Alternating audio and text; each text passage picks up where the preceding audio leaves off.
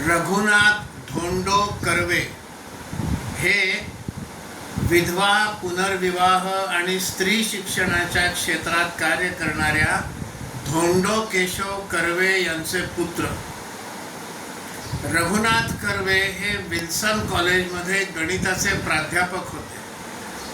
ते अत्यंत प्रगत आणि पुरोगामी विचारांचे होते आणि त्यामुळे ते महिलांच्या यौन समस्या, संतती नियमन या विषयात कार्य करत असत. समाज स्वास्थ्य नावाचं ते एक मासिक देखील प्रकाशित करत असत आणि त्या मासिकामध्ये विशेषतः संतती नियमन वगैरे विषयावर लिखाण असायचं.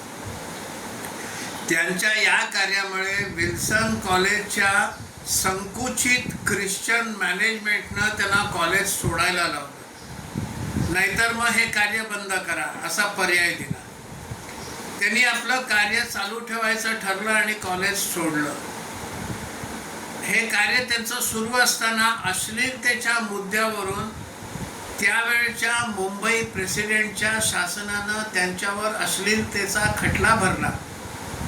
त्या खटल्याचं वकीलपत्र डॉक्टर बाबासाहेब आंबेडकर यांनी घेतलं आणि मग काही मंडळींनी डॉक्टर बाबासाहेब आंबेडकरांना या ब्राह्मणांचं पत्र तुम्ही का घेतलं, वकीलपत्र का घेतलं असं विचारलं असताना डॉक्टर बाबासाहेबांनी उत्तर दिलं, इथे ब्राह्मण अब्राह्मण असा मुद्दा नाही. त्यांचे विचार हे अत्यंत प्रगत आणि पुरोगामी आहेत.